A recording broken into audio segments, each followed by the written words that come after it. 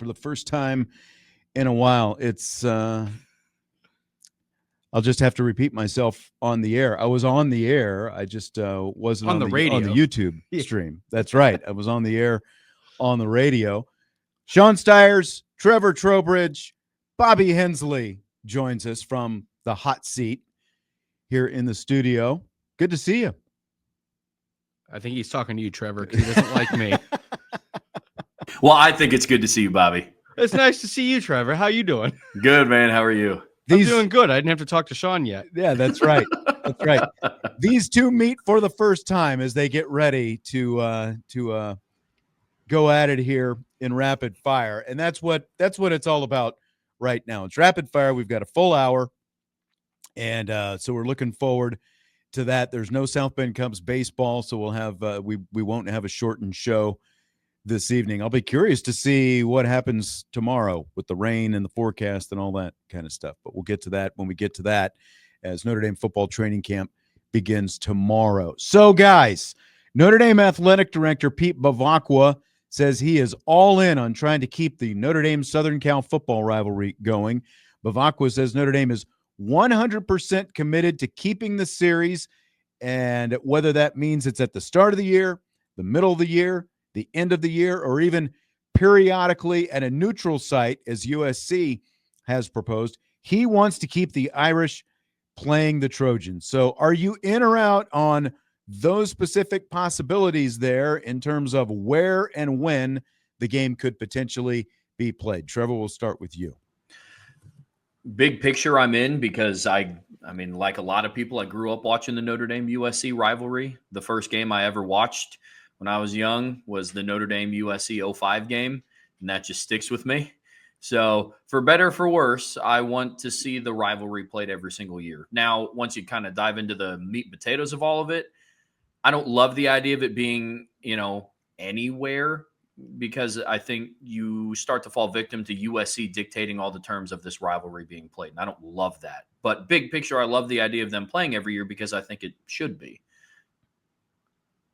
No, I think that you're absolutely right. I like it at the end of the year because that's historically what it's been. Every other year anyway. Well, 1 year it's the middle of the year. 1 year it's the end of the year. I like that they end their season in California anyway. Okay. Because it's more of a traditional – they can recruit out there, obviously, but it's just more of a traditional thing. I think it's great to have this rivalry because of – you're going to get an extra great game, hopefully, because USC should be good. Notre Dame should be good each year. It's neat to have any game like that you can have, because what's your other right? Like, do you have Purdue as a rival? Do you want that every year? Do you like, I think the USC thing, and there's so much bad blood there. That's why we're talking about it, right? So I think it's wonderful to have that game that you can count on, that'll get good for ratings every other year on ESPN or NBC, depending on whoever's carrying, if it's home or away. I just think that that's a game that we need to keep. That's what I think. Is that Notre Dame's biggest rival outside of commitment outside of the Navy thing? Like, I think that the USC one is the one that they need to keep protected. One, college football needs to, at all costs, try to preserve its rivalries. And as we've talked about, we had a long summer, even though the summer went somewhat quickly, it's still a long summer. It helped to have this as a topic, that kind of kept regenerating itself from time to time with all the stuff that was coming out of Los Angeles, earlier this summer. We need to hold on to these rivalries. Too many rivalries have already gone by the wayside, and it does need to be preserved. And so I am, whatever it takes to get it done, like Corey and some of you guys have said, well, I'd rather see it at the end of the year. Well, again, Thanksgiving weekend, this has only been for so long. Like it hasn't always been played Thanksgiving weekend in Los Angeles. That is still a relatively recent thing when you look at a series that is almost 100 years old. And this is the 100th year since they started playing. Obviously, they haven't played 100 times because of the, subtract the World War II games and the COVID season. But you need to keep it going. Like, it's interesting, Trevor, like you said, you don't want USC dictating too many terms of the deal. I can agree with that, but at the same time, like, would it hurt if you're, like every fourth year, like you're playing in Las Vegas or you're playing in, Phoenix, Glendale, whatever, like wherever it happens to be, like, would it hurt? A Shamrock Classic game. Well, I don't know that if you're going to, I don't know if it's going to be a Shamrock Series game considering USC would be involved in it, but it's very cool to have these rivalries and have them in, on campuses. But look at Red River as an example. Texas and Oklahoma, they give that up to play it at a neutral site in Dallas/Arlington, wherever, every year. Like, would it hurt Notre Dame USC if they kind of took this on the road and did some different things with it every once in a while? Once in a while, I don't hate that idea. One of the biggest reasons why I don't like the idea of USC and Notre Dame playing at the beginning of the year is because that only benefits USC. It's because they want to get their out of conference out of the way before they dive into their Big Ten schedule. But then applicably for Notre Dame, think of years like 2029. So the expectation to make sure that this rivalry gets upheld is Notre Dame starts out their year at home against Alabama, and then they're supposed to then travel to USC, and then they also travel to Texas that year. So that should be the expectation for Notre Dame, but then USC can filter that in along with whoever the Big Ten wants to play out of conference that year, whether it be, the Grand Valley State or the Indianapolis School for the Blind or whoever the Big Ten schools want to put on their out of conference schedule.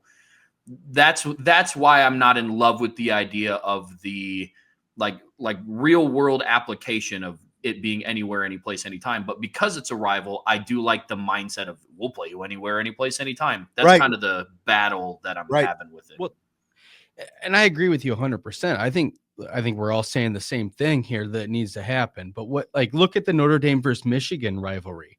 That's one. How many times have they played each other over the years? And it keeps coming in groups of 5 or 6 years, and then it goes away. I don't want to lose that with USC. And you need that big game because, yes, you have some conference games with the ACC tie-ins, but that USC game is another big game for them. So is USC dictating some of the, to what you said, Trevor, some of the narrative of when it happens and how? Probably. But, I mean, they have more at play, too. We're looking from a Notre Dame perspective. USC still in the Big Ten. They have to schedule their games, and it's nice that they're willing to put a team on the schedule every year that's a big game. But I don't want to lose Michigan. I think that's a great rivalry for Notre Dame as well. So I don't want to lose both of them. That one's already all but lost. That's what I'm saying. So I don't want to lose both of them. I think USC, you got to keep it. You got to keep it at whatever cost. See, and that's like, I know people have pushed back against playing it at the beginning of the season, and that's one thing that USC has talked about. And we've talked about this on this show before, but I think it's worth mentioning because of why USC wants it at the start of the season. When USC and Stanford were both in the Pac-12 together, they were obviously, one year you would play one of them in October, you play the other one Thanksgiving weekend out on the coast. Those two teams, because they had that arrangement with Notre Dame when they were in the Pac-12 together, USC and Stanford would, you might remember, they played each other early in the season to help give them those conference bye weeks to help them, allow them to play Notre Dame. Well, now one's in the Big Ten and one's in the ACC, so they don't have that partner to help alternate and offset that with Notre Dame. And so, from their perspective, that's part of what makes it more, they've got a lot of other excuses as well. But I'm just saying from a practical standpoint, that's part of what makes it more difficult for them to have that slot to naturally fit Notre Dame every other year, whether it's in LA Thanksgiving weekend or in October in South Bend. And, look at Stanford. They're in the ACC. Notre Dame's got an ACC scheduling agreement. Stanford's not on the schedule as of right now anywhere in the near future. So, if you're Notre Dame, you're looking at potentially losing two schools that you've been playing every year for going on 30 years now, and so I think it's a small concession for Notre Dame to put USC at the beginning of the season. And I think it even, as I've said before, it's kind of like the old days when Notre Dame and Michigan, this predates you, Trevor. So like, you don't even remember when this used to happen, but Notre Dame and Michigan used to play each other at the start of the season. And there was that much more because of the fact that it was a rivalry, because it was a quality team and a big game and all that kind of stuff. So I think that, you could played to me is irrelevant. You can still build up a lot of excitement if it's still played at the beginning of the season, especially like you think of the buildup, like, you're going to play USC right off the bat every year. But then you're also like, where does it go then if it doesn't happen that way? Are they going to alternate having a Big Ten agreement as an independent to have a California school, UCLA or USC at the end? I don't think that's ever going to happen. That's what I'm saying. Yeah, it's not going to happen. That's what I'm saying too, is like, but if you don't go to what works for them, you're going to lose it. I think Notre Dame wants it. I think it's great for television. I think it's great for college football, and it's great for the fans. I just don't think that USC really cares. I think Notre Dame needs the rivalry to continue more than USC does, because USC is in a whole different ballgame and a whole different stratosphere than what they've been in the last few years when the Pac-12 was dying, or Pac-10, whatever you want to call it, Pac-16. So I think that Notre Dame wants to keep it going. Jesse, who apparently had a scheduling conflict tonight, is jumping in the chat. He says USC doesn't want it. Notre Dame is the only one consistently bringing solutions to the table. I mean, that's a true statement. That's a true statement right there. Maybe he's out and about driving around right now. I don't know. Not driving and texting, though. More on this topic. Fill in the blank. It's blank that Pete Bevacqua does not favor the 16-team college football playoff model that the Big Ten, including USC head coach Lincoln Riley, have been pushing for. It comes with 4 automatic qualifiers for the Big Ten and SEC, 2 each for the Big 12 and ACC, 1, of course, for the highest-ranked group of 6, and that leaves 3 at-large bids. Bevacqua instead favors the 5+11 model that only guarantees bids to the conference champs, with the other 11 bids to the at-large teams. Trevor. Yeah, I mean, we talked about it when we got one of the mailbag questions in, and I'm happy that Pete Bevacqua kind of falls in line with very similar thinking to how we are. I just don't love the idea of automatic bids, especially when you start getting up to 4 per conference. Like, I mean, we're talking about 50% of all playoff teams coming from the Big Ten or the SEC. I don't love that idea, and we ran the numbers before. In previous years, the Big Ten going back to 2021 would have had at least 4 teams making the playoffs, given that the conference realignment happened back in 21 and so on and so forth. But those teams are in the Big Ten now.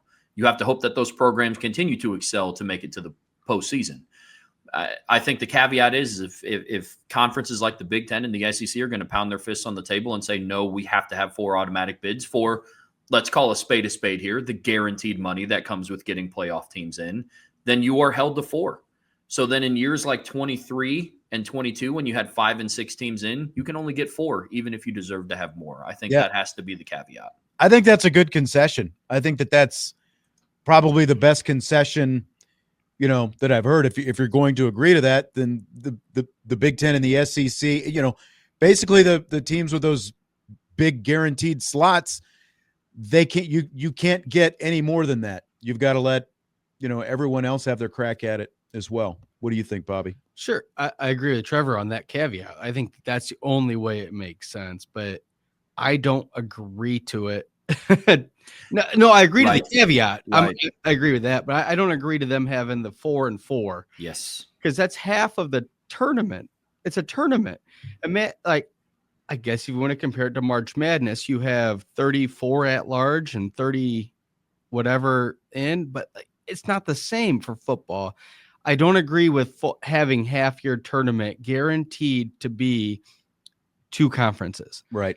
And especially, how long would that contract last? Because what you're going to end up with is they're going to agree to that. Then they're never going to schedule a big game out of conference because you want to have a good record and be the top of your conference. I just don't think any of it makes sense. I think that the tournament should be 16 good teams decided upon at the end of the year.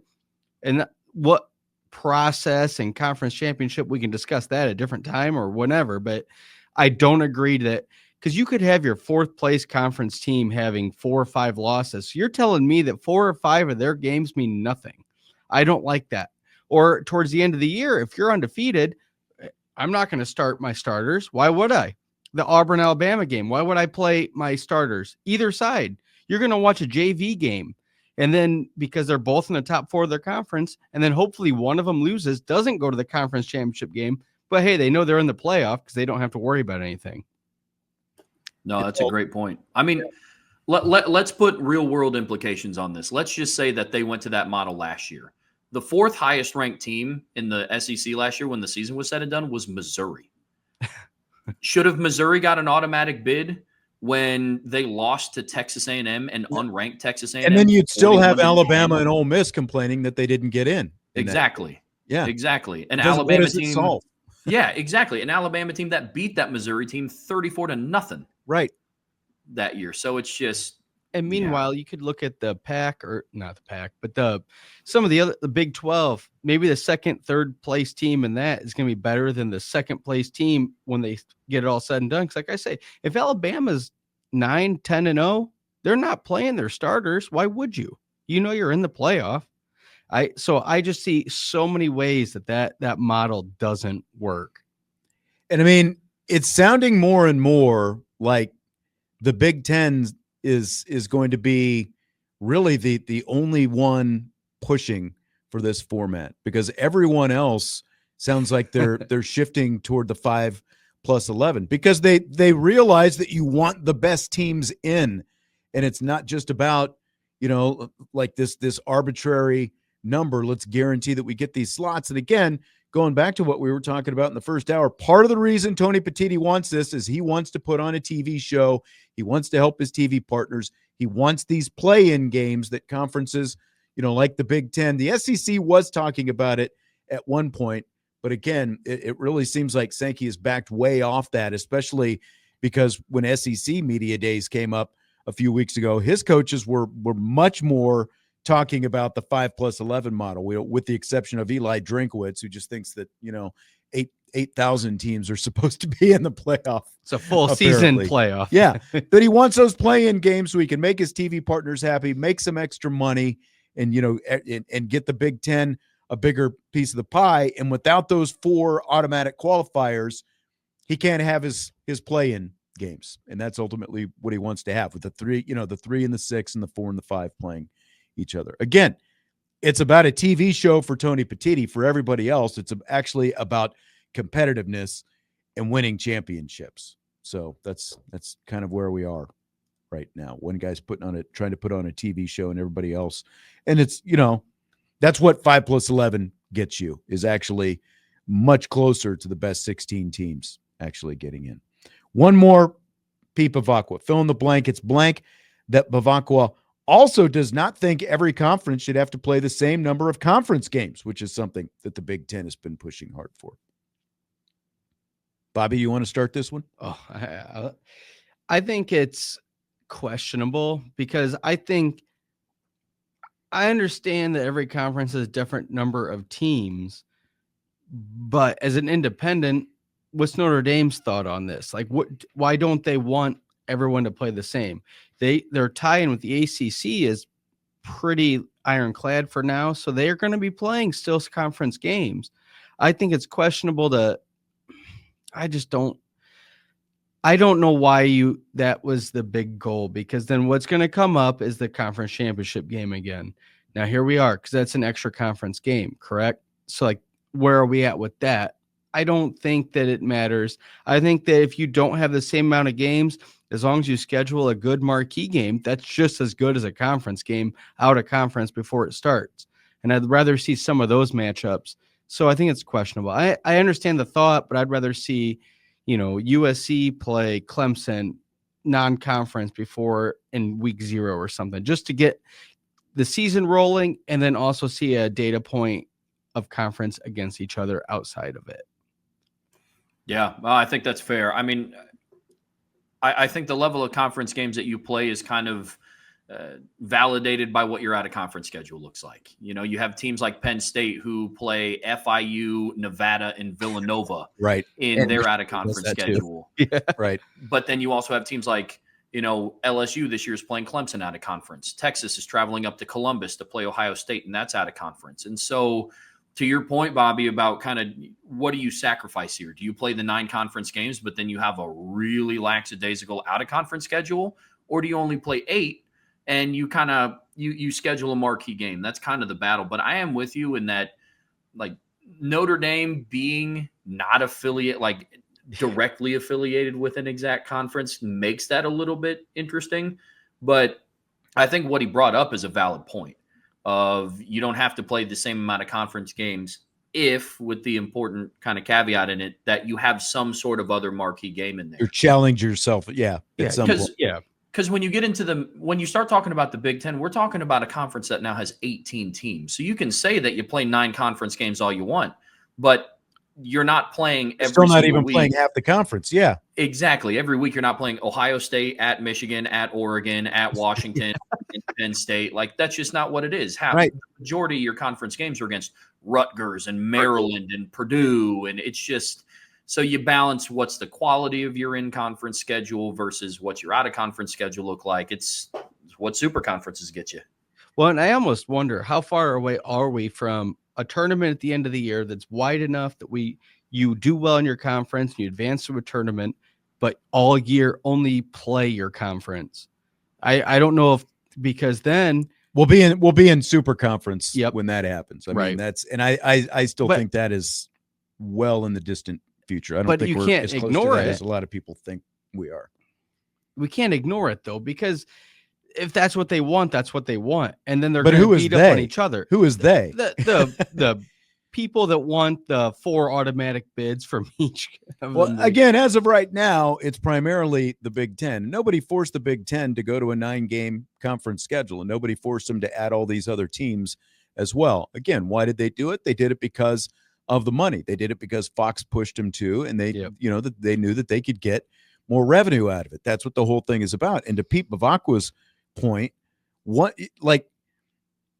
across college football, schedules have never been completely even to begin with. And I mean, let's remember, it was only a couple years ago we actually had the freaking Pac-12, and like that created a whole different kind of disparity in the kind of schedules the teams, in schools were playing. So just because one is 9 and one is 8 does not make 9 more difficult. As Trevor and I were talking, and as he kind of outlined, when you look at who some of these schools are actually playing, Trevor said it in the first hour. I did as well. If you look at Wisconsin's schedule and you look at Purdue's schedule, they are both playing much more difficult conference Big Ten schedules this year than any of the 3 top contenders in the Big Ten: Ohio State, Penn State, and Oregon. Purdue, for the second year in a row, will play probably the toughest schedule of any Big Ten team that there is. And then when you throw in the fact that they're playing Notre Dame as well as one of their non-conference games, it is much different than going out playing Indiana State or Kennesaw State or, Villanova or Florida International or whoever these teams are playing. Week. So, yeah, it's like, you run a conference, take care of yourself. Like that's what it comes down to. You run your conference, you take care of your thing. This team in this conference over here takes care of its own thing, and Notre Dame takes care of its own thing as the only major independent. Still, I mean, we're not really counting UConn, are we? No. So, all right. Don't forget, you can always watch us on the Irish Breakdown or Sports Radio WSBT YouTube channels, in addition to listening on 960 AM in South Bend, 106.1 FM in southwestern Michigan, the WSBT radio app as well. Patrick Duffy, thank you for the super chat, sir, in the YouTube chat. He says, I don't think teams that finish ranked 16 deserve a playoff spot. Polls don't care about conference games. The playoffs should be top 8 max. Playing 16 games is too much for college players. Well, some people are going to agree with you, Patrick, but that's not how college football is trending right now. No. And I mean, look, let's say they cut it to 8 teams, hypothetically.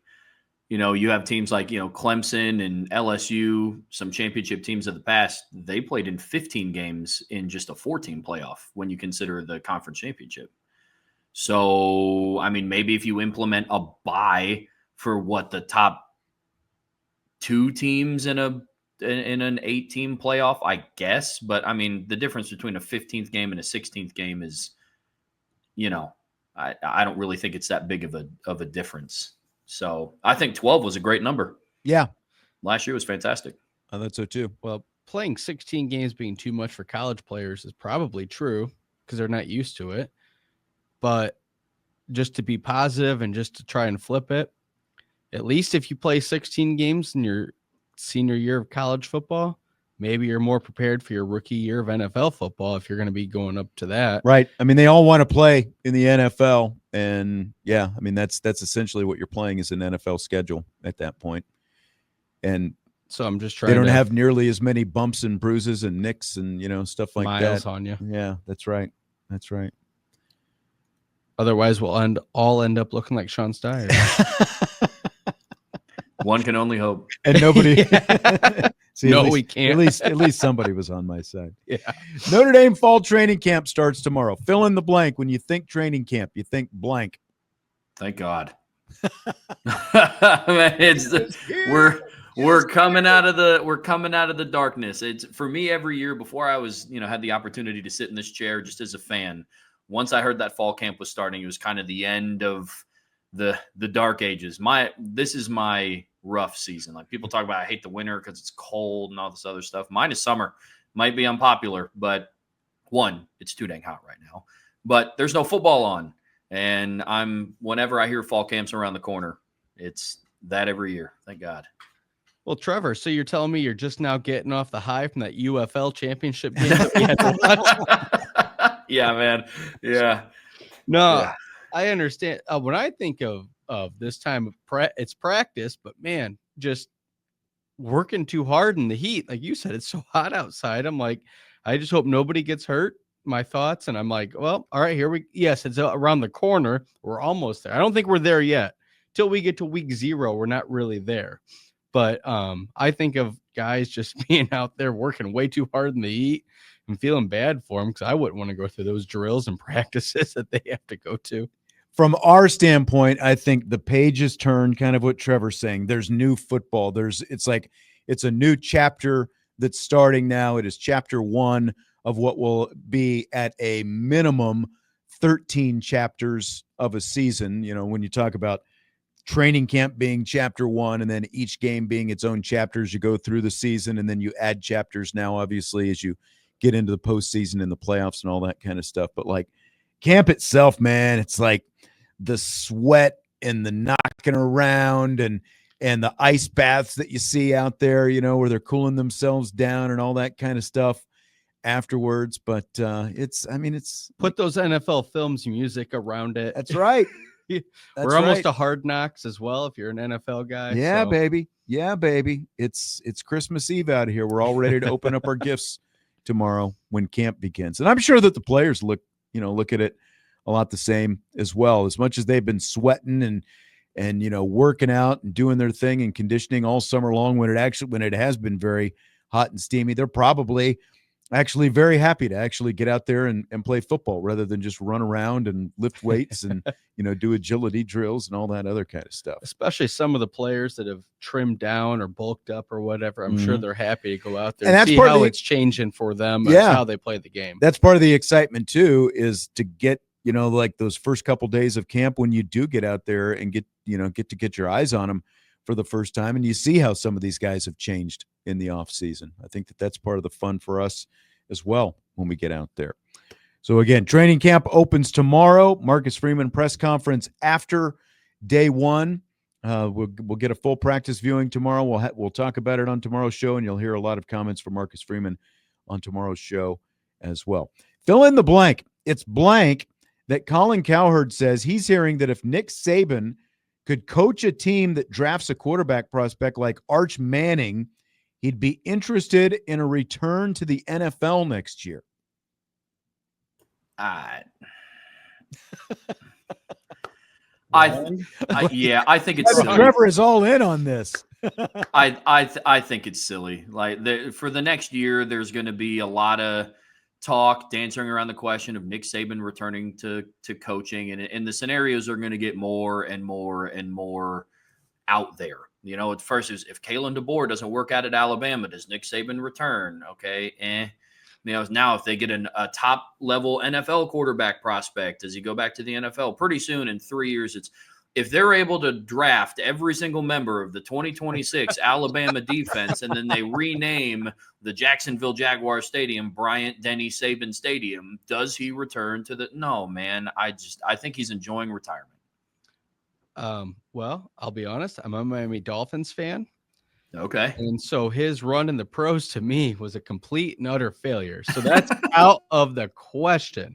He couldn't handle it then. And he was GM, he was coach. That was a disaster. He left them for dead. Yep. So I think that's completely out the window. Again, personal bias. But to go back to college, I think that's wrong too. He's already old. Like he's already, I think we see Lee Corso and him on game day, and we think, oh, he could probably still handle it. I don't think he has the pull he used to. I think we're going to see that with Belichick at North Carolina, which is a whole different thing. But I don't think Saban's the guy anymore to start recruiting. That's why he left. He wouldn't have left Alabama, the best place for him to be, where he'd been dominating, where he was competitive. He got all the recruits. He wouldn't have left there if he had any desire left to still coach. To Trevor's point, I think you're absolutely right. I think he enjoys retirement. He's more fun now. He does these media stuff. He's on Pat McAfee. He does whatever he wants to do. He just thinks it's fun. And he's great at it, which I hate to admit because I don't like him. But I think you're absolutely right, Trevor. I think he's enjoying retirement. Who wouldn't? He's in his mid 70 or young 70. He's happy. I mean, just think about sort of like this two old curmudgeons, Belichick and Saban, who are close friends. One made his, name as a Hall of Fame, going to be a Hall of Fame NFL head coach, and Nick Saban, a Hall of Fame college football head coach with all these championships. And, like if this actually did happen, Belichick is now at North Carolina, and then you'd have Saban at some NFL team. Like the odds of like anyone would have picked that happening 5 years ago would have been completely off the charts. But like, if you look at like this whole, this is coming from Cowherd, the same Colin Cowherd who, was claiming sources were telling him Quinn Ewers was coming to Notre Dame. Like, remember that? Yeah. Like this is the Colin Cowherd. That's not his only bad take. He was saying that. Yeah. Well, but like, look at this scenario that he's talking about. If Nick Saban could coach a team that drafts a quarterback like Arch Manning. So the NFL draft is in April. If you're going to be hired to be an NFL head coach, that's going to happen by February at the latest. So there are no guarantees that between February and April, you're definitely going to get quarterback X, whether it's Arch Manning or anyone else. This was like the whole Shedeur Sanders, Deion Sanders thing, when all that talk about Deion, would go to the NFL and coach Shedeur. And, like the odds of all this stuff lining up this specifically, it's not going to happen. So like Cowherd can say that he's hearing it all he wants. I don't see it. And to Bobby's point, like Nick Saban has already proven, like I thought that he scratched the he got the NFL itch out of him with that Miami Dolphins experience. And that's why he came back to Alabama years ago to begin with. So I just find it all very slim and none. So no, Colin Cowherd, he's just trying to get clicks, likes, views. I think that's all this is. That's what he always does. So Urban Meyer, yes, he's failed in the pros. I already said that. I'm not going to go into that again. But Urban Meyer, he got to go to the pros with Trevor Lawrence, who was supposed to be the number one quarterback. Right. He had this exceptional person with money behind him, with Shad Khan money, and it's didn't even to call it not working out. It's nice. It was complete and utter failure as well. The pedigree of college coaches going pro hasn't been good.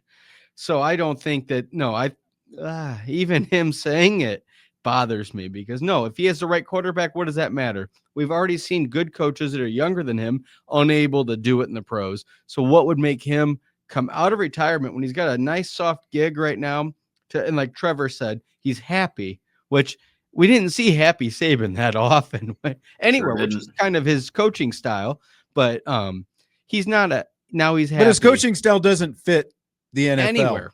is what it comes Anymore. down to. Yeah. It might not fit anywhere, but it definitely doesn't fit the NFL.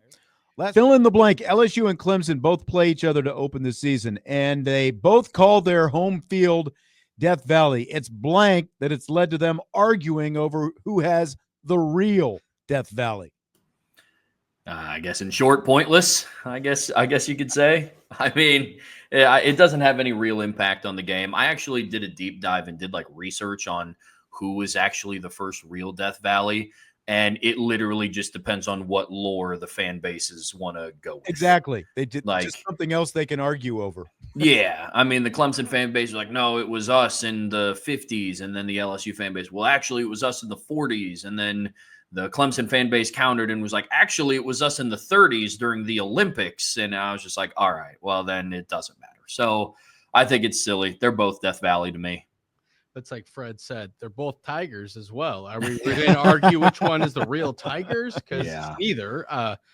You said pointless. I was going to say stupid. You're much nicer than I am because I agree. Unless we really want to go down the path and see how many people have died in that stadium, each one, then there's no point to it because Death Valley is a relative term anyway. It's where your opponents go to die. So you know what? If one of them wants to have bragging rights, then it should be whoever has more wins in a Death Valley, I guess. It just feels sort of fitting that Brian Kelly would be at one of these schools where they're arguing over something as stupid as this. You know, like can we just play the game? You're not even playing the game in either one of the stadiums. You're playing at a neutral site. I was hoping to get through one show without that name for the rapid fire stuff because every time he gets brought up, it's so crazy how annoying, how delusional, petty he is. Sorry. TNT, we'll wrap it up with this. TNT is the latest outlet to jump on the whole Savannah Bananas craze. We've got a little bit less than 2 minutes, by the way. Where do you guys stand on banana ball? It's cool. Again, not a big baseball guy. I'm impartial to it, but I've seen stuff of it on like social media, on TikTok, things like that. It's cool. I would go, but I mean, for it being on TNT, I'm again kind of impartial. I think you just nailed it on the head, and you're not a baseball guy, but like same thing for me. Like their clips are so funny online, and I know they're the Harlem Globetrotters of baseball. It's funny. It's great. I don't know that I could spend 3 hours watching it in the stadium. Like, I just like the clips, and I'm a bananas guy. I'm a baseball guy. I just don't know if I could watch a whole thing unless I was in person. I definitely could not. A couple weeks ago when it was on ESPN, I was scrolling by and it was on, and I'm like, okay, they were actually playing in Clemson's football stadium when they had it. You know, they've got the big guy with stilts. The thing that gets me is like, okay, you hit a foul ball into the stands, and if a fan catches it clean, then you're out. There's just all this, I don't know. Yeah. It's very random. It's a bit much. If someone gave me tickets, I might take the family and go see it. The tickets are very expensive for one thing, and I can't invest a whole lot of time sitting there watching it on TV. We've got to wrap it up with that. Bobby, enjoyed having you in. Trevor, thanks as always for being here. Thanks for all the questions that we got in both the chat and the message board tonight. Don't forget, Notre Dame football training camp begins tomorrow. Trevor and I will be there. Brian Driscoll will be there. Vince D'Addario will be there. A lot of people will be there. And then we'll be here talking about it on tomorrow night's show, along with comments from Marcus Freeman. We will talk to you then. Weekday Sports Beat with IrishBreakdown.com.